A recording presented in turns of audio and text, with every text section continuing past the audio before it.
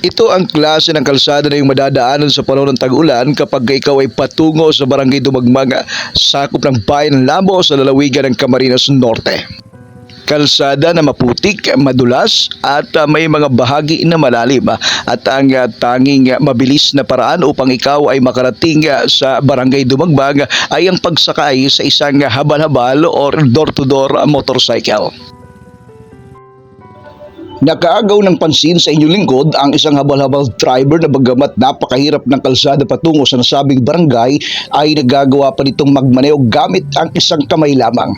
Opo, tama ang inyong narinig. Gamit ang isang kamay lamang ay nagagawa na magmaneho ni Jerome Barde na mas kilala sa kaniyang palayaw na Bukyo.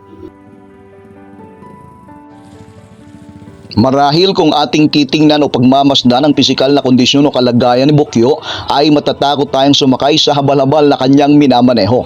Subalit upang mapawi ang pangamba o pag-aalinlangan ay personal na sinubukan ng inyong lingkod na sumakay sa minamanehong habal-habal ni Bukyo. Ating personal na naranasan o nakita kung gaano siya kaingat magmaneho. Bagamat napakahirap ng kalsada hanggang sa kami ay makarating sa aming destinasyon ay hindi kami nakaranas ng pagbagsak o pagsemplang sa motor. Salukuyan po kaming naglalakbay papunta na po ng barangay Dumagmang. Nakasakay po ako rito sa habal-habal.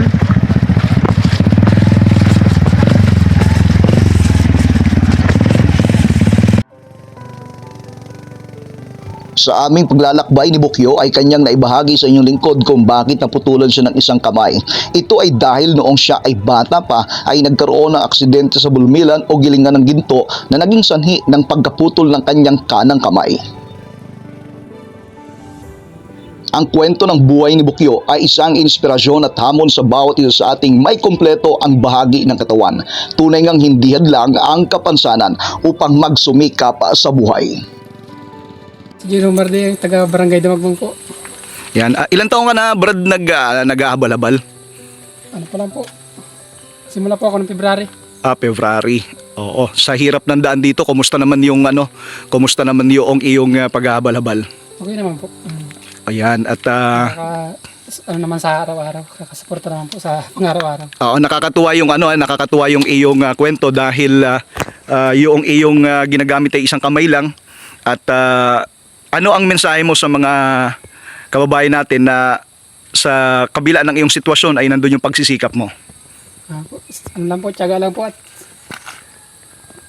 sipag ang kailangan. Yan, ipakita ko po yung yan po yung ating habal-habal na sinakyan po ngayon. Isa lang po yung kamay niya kanang ginagamit.